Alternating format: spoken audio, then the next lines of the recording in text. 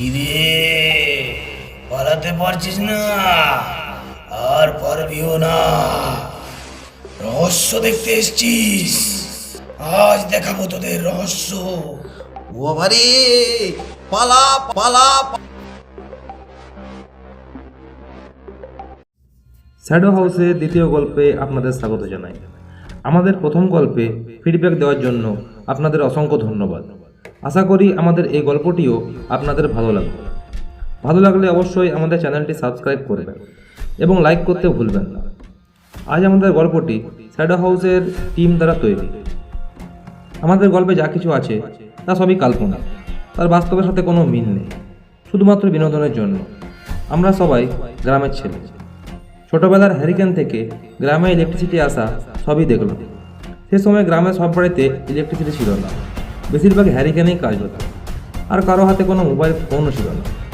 তাই বেশ মজাই হতো। মাঝে মধ্যে বন্ধু বান্ধব মিলে খাওয়া দাওয়ার আয়োজন লেগে থাকতো। আমাদের আজকের গল্পটি এমনই এক রাতের গল্প। আমাদের শ্যাডো হাউসে 5 জন বন্ধু, অজয়, সাহেব, গৌরব, জ্যোতির্ময় এবং আমি পার্থ। আজ আমরা 4 জন এসে গেছি, কিন্তু জ্যোতির্ময় এখনও আসেনি। ঠিক এই সময় গৌরব বলে উঠল, বেটা চা বানানোর ভয়ে এখনো আসেনি। ভয় না রে, একটু কাজে ফেসে গেছিলাম। সাহেব বলে ওঠে, নে নে চাটা বানা। স্টোভে তেল আছে, দেখেছিস কেউ? তখন আমি বললাম, অনেক আছে, এখনো ঢের জ্বলবে। আজ আমি তোদের যে চা খাবো না, জীবনেও ভুলবি না। আমরা নিজেদের মতো আবার গল্পে মেতে উঠলাম। হঠাৎ জ্যোতির্ময় ভেতরে এসে বলল, আমি শালা বাইরে অন্ধকারে চা বানাচ্ছি আর তোরা এখানে গল্প জুড়েছিস, তোদের লজ্জা করে না? কেন রে, তোর কি বাইরে সেদিনকার কথা ভেবে ভয় পাচ্ছে? অজয় বলে ওঠে, কোন কথাটা বলতো? আরে সেদিন তুই ছিলি না, ওই স্কুল ঘরের কথা। আচ্ছা, ওই ভুতুড়ে স্কুলের কথা আমাকেও বল, আমিও শুনি। হ্যাঁ হ্যাঁ, ওই স্কুল ঘরেরই কথা। আমাদের গ্রামের পাশে একটি হাই স্কুল আছে। গ্রামের লোকেরা সবাই মিলে কোনো এক সময় একটা বড় স্কুল বানিয়েছিল গ্রামের এক প্রান্তে। এই স্কুলের পাশে একটি মাঠ আছে, যেখানে আমরা খেলা করতাম। এই স্কুলটিকে গভর্নমেন্টের আওতায় আনার প্রচুর চেষ্টা করা হয়েছিল, কিন্তু তা হয়ে ওঠেনি। তাই এটি বেশ কয়েক বছর আগেই বন্ধ হয়ে যায়। এখন এটির প্রায় ভগ্নপ্রায় অবস্থা। স্কুলটি বেশ বড়, 4-5টা মিটার জুড়ে রয়েছে এবং এটিতে 16টি বড় বড় ক্লাস রয়েছে।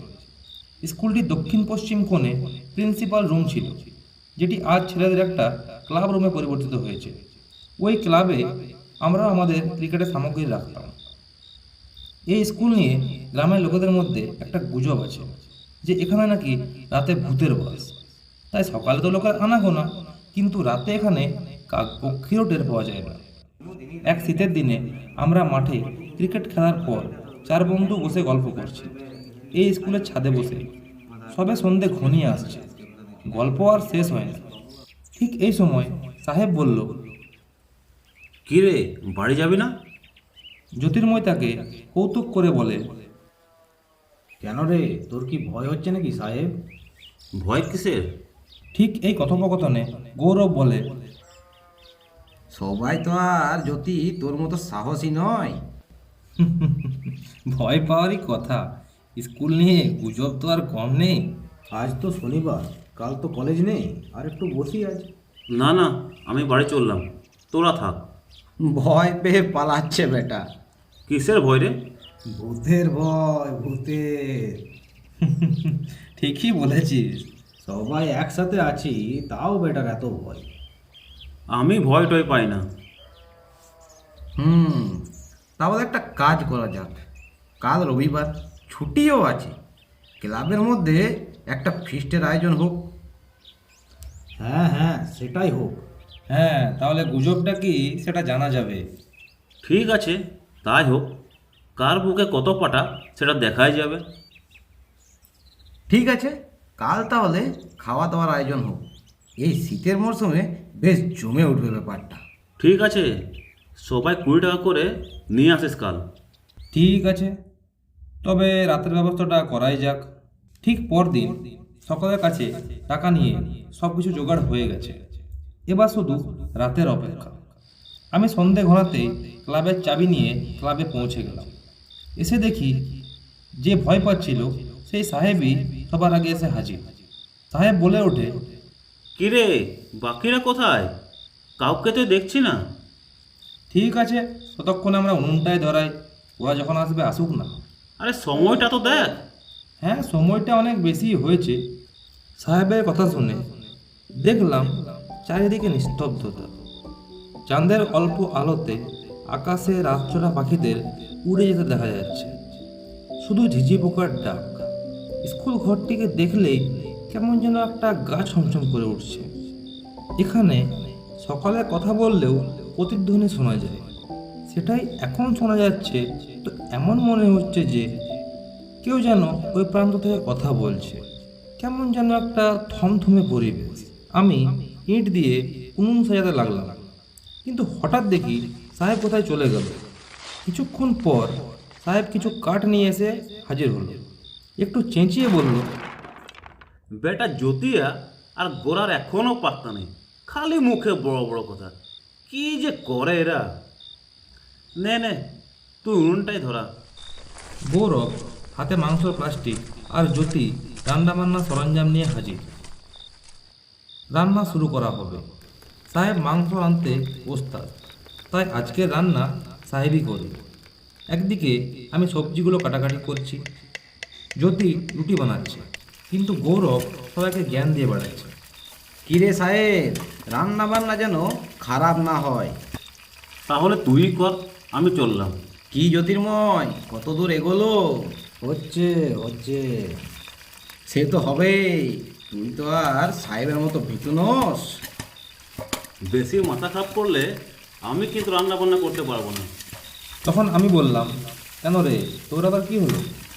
এই বেটা জ্যোতি আর গোড়া তখন থেকে আমাকে বিরক্ত করছে। আচ্ছা ঠিক আছে, অত রাগের কি আছে, ওরা ঠাট্টা করছে। সাহেব আবার নিজের কাজে লেগে যায়। কিছুক্ষণ পর দেখি একটা কালো বিড়াল সাহেবের পাশে বসে আছে। আরে সাহেব, তোর পাশে কি বসে আছে সেটা দেখ। সাহেব চমকে উঠে বলল, আরে এটা কি? বেটা বেড়াল দেখে ভয় পাচ্ছে আর আমাকে বলে কি না আমি নাকি ভয় দেখাচ্ছি। রান্না বান্না সেরে সকালে মিলে খেতে বসলাম।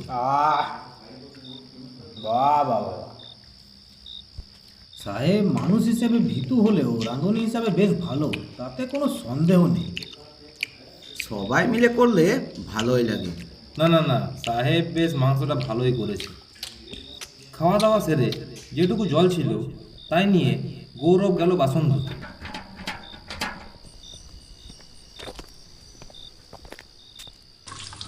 আরে চল গোরি, যাবো তোকে মোর গাঁও, পাহাড় কিনারে মোর গাঁও গোরি, হরে হরে চায়ে কি বাগান, মাকে শোনাবো, বাবাকে দেখাবো, লে যাবো তোকে মোর গাঁও গাঁও গাঁও, আরে চল গোরি। এই এই কে কে? আশেপাশে দেখার পর নিজের মনের ভুল ভেবে গৌরব আবার নিজের কাজে মনোনিবেশ করল।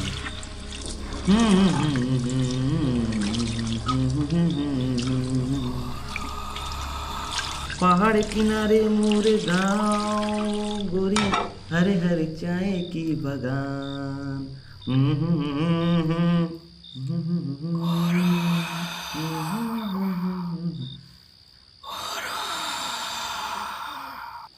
কে রে? না, হাওয়াটা খুব জোরেই চলছে দেখছি। যাই, কাজটা জলদি সেরে ওদের কাছে গিয়ে বসি একটু।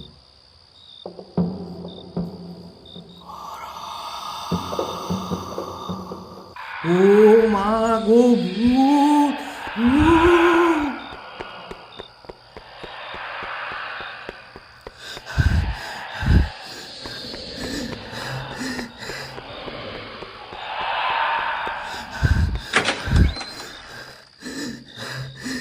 কি রে, কি হয়েছে? কি ব্যাপার, কি হয়েছে? কেউ আছে? কেউ আছে ওখানে? কি হয়েছে? শোন শোন কি হয়েছে? শোন, তুই একে একটু বস। ওখানে আছি। পারত আগে একটু জল দে।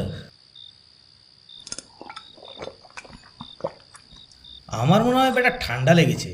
না, ঠান্ডা নয়, ঠান্ডা নয়। আমি তো আগেই বলছিলাম রাতে থাকা এখানে ঠিক হচ্ছে না আমাদের।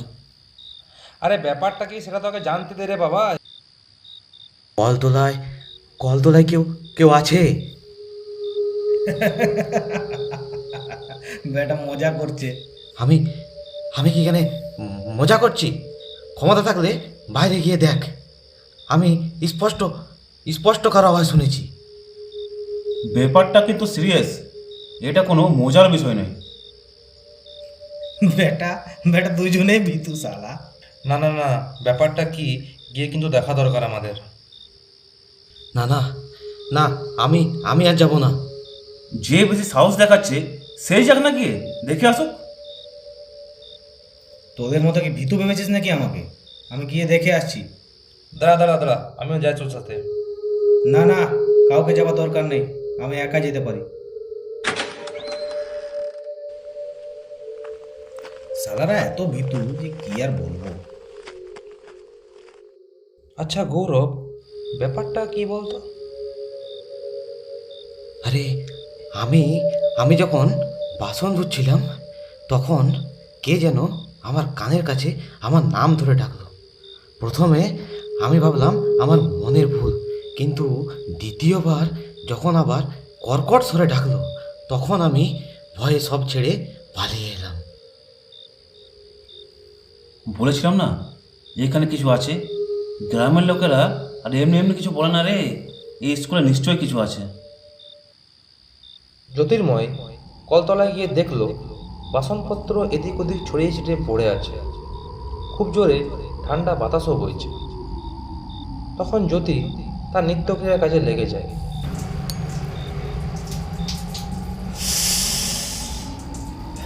শালা কিসের যে এত ভয়? কোথাও তো কিছু নেই।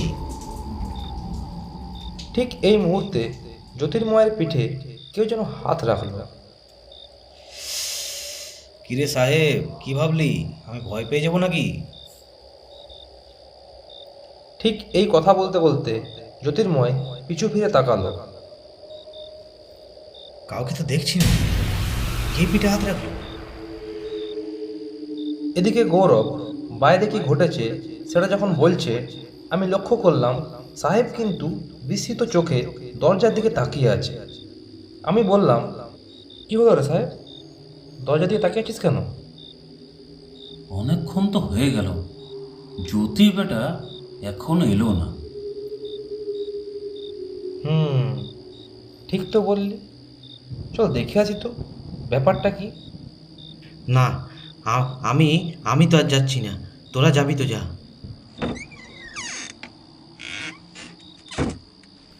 কোথায় যে গেল এত রাতের রাতে?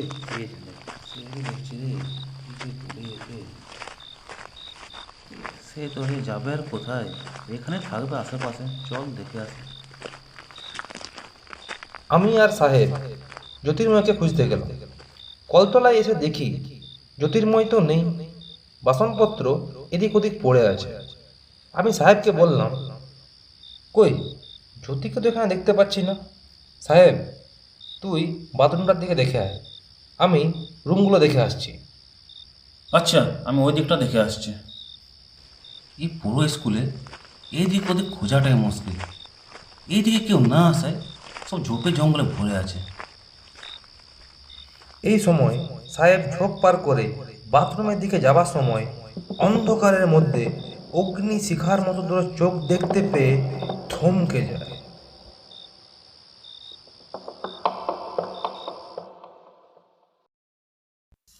এদিকে স্কুলের শেষ প্রান্তে যখন আমি পৌঁছাই তখন দেখি একটা কালো অবয়ব যেন আমার দিকে এগিয়ে আসছে।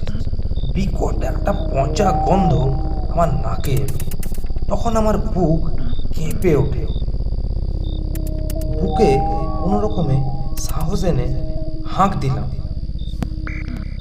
কিরে জ্যোতি নাকি? জ্যোতি? কিরে জ্যোতি নাকি? জ্যোতি? কিরে, কথা বলছিস না কেন?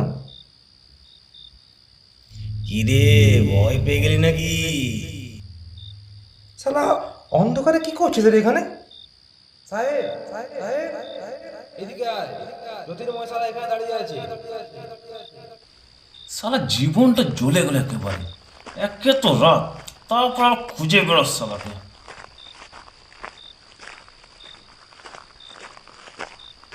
আবে বেশি বাড়াবাড়ি করিস না, মাথায় তো চুল আছে না, সব ছেড়ে দেবো। আরে রাগ করছিস কেন? চল চল, ক্লাবেই যাওয়া যাক। আমরা সবাই ক্লাবের দিকে চলতে শুরু করলাম। আজ তোরা বুঝতে পারবি, আজ তোদের শেষ রাত। কি রে জ্যোতি, কিছু বললি নাকি? কই না তো, চল চল। ক্লাবে ঢুকতেই গৌরব বলে উঠল, তোরা তোরা আসতে এত দেরি করলি, কিছু কিছু দেখতে পেলি নাকি? সেমনি কিছু তো পেলাম না, কিন্তু দুটো হ্যাঁ, ভূত তো দেখতে পেলাম, আমি নিজেই তো একটা ভূত।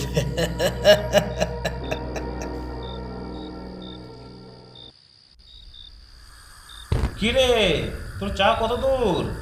চা কি আজ পাওয়া যাবে? আমি মানুষ না যন্ত্র, হয়ে গেছে প্রায়, একটু থাম। চা বানানো হয়ে গেছে। জ্যোতি চা নিয়ে ভেতরে এলো। তারপর তারপর কি হয়েছিল বল। নে নে, আগে একটা সিগারেট ধরা, তারপর বলছি। আমার চা। তারপর আমরা সবাই মিলে কলবরে খেলতে শুরু করলাম। কিছুক্ষণ পর আমি বলে উঠলাম, শোন, আমি টয়লেটে চললাম। দাঁড়া, আমিও সঙ্গে যাই। না না, তোর যা ভূতের ভয়, আমি যাই। থাম থাম। না না, তোদের কাউকে যেতে হবে না, আমি একাই যাই। আমি একা বাইরে বেরিয়ে যাই।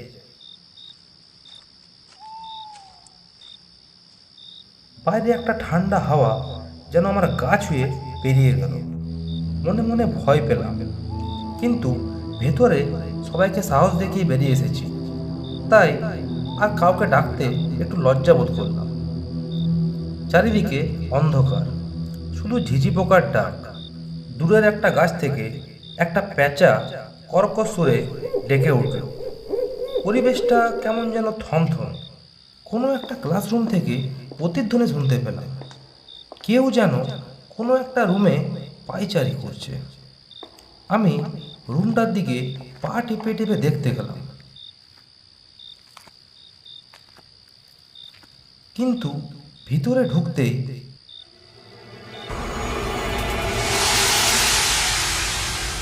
আর কিছু দেখতে পেলাম না। রুম থেকে বেরিয়ে যেতেই কানের সামনে ফিসফিসিয়ে কে যেন বলল,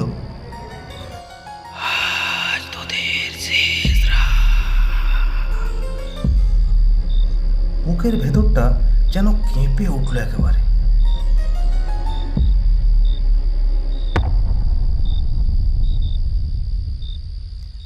আর কোনো শব্দ নেই, কিন্তু এত রাত্রে কেই বা আসবে এখানে, তাই আর দেরি না করে চটপট ভেতরে এসে গেলাম। কি রে, কিছু দেখলি মনে হচ্ছে? কই না তো। কিন্তু তোর চোখ মুখ তো অন্য কথা বলছে। আচ্ছা, তাহলে তুই আজকাল চোখ মুখও পড়তে পারছিস। কি দেখলি? তোর গলার স্বরটা কেমন অন্যরকম শোনাচ্ছে। এই মুহূর্তে স্কুলের বারান্দায় হাসতে হাসতে কেউ যেন ছুটে গেল। এত রাতে বাইরে কে দৌড়াচ্ছে? কোথায় কে? না না, কেউ তো বেরোলো। চল চল দেখে আসি, কে এত রাতে ছোটাছুটি করছে। হ্যাঁ, যা যা, দেখে আয় দেখে আয়। শোন, অনেক হলো, কাউকে যেতে হবে না, এবার শুয়ে পড়। আমি একবার টয়লেটে যাব, কিন্তু একা যাব না। চল চল, আমি যাচ্ছি সাথে। যা যা, জলদি করে আয়। জ্যোতির্ময়ের গলা শুনে সাহেব ওর দিকে বিস্মিত চোখে পিছন ফিরে তাকিয়ে কিছু না বলে কৌরবের সাথে বেরিয়ে গেল। গ্রামের লোকেরা ঠিকই বলে, কিছু তো আছে এই স্কুলে। এ কান ধরছি বাবা, আর এই স্কুলে রাতে আমি আসছি না। কি রে সাহেব, এত চুপ কেন তুই? একটা ব্যাপার লক্ষ্য করলি? কি ব্যাপার? জ্যোতির গলার শটটা কেমন যেন অন্যরকম লাগছে না? শীতের জন্য হয়তো গলা ধরে আছে।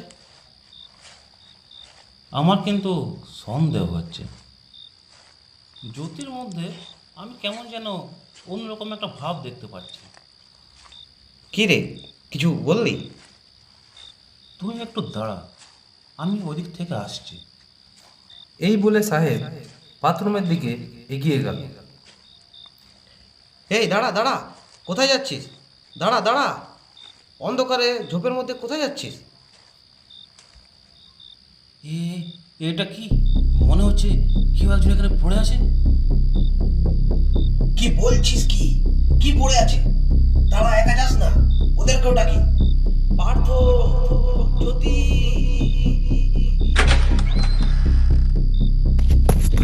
গৌরবের চিৎকার শুনে আমি দৌড়ে বার হলাম, ছুটে বাথরুমের দিকে গেলাম।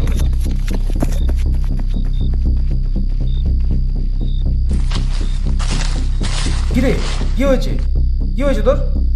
সাহেব সাহেব সাহেব কিছু একটা দেখেছে। কি কি কি কি দেখেছে? কি দেখেছে? সাহেব ঝোপের মধ্যে থেকে হন্তদন্ত হয়ে বেরিয়ে এসে বলল, জ্যোতি জ্যোতি জ্যোতি পড়ে আছে ওখানে।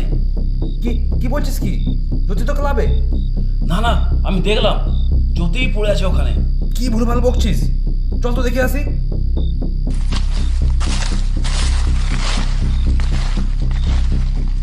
ওই দেখ, ওই দেখ। এ তো সত্যি জ্যোতি, জ্যোতি পড়ে আছে এখানে।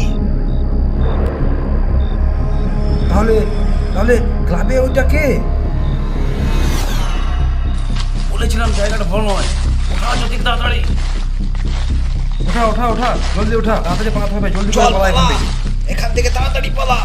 কোনো রকমে আমরা জ্যোতিকে তুলে পালাবার চেষ্টা করি।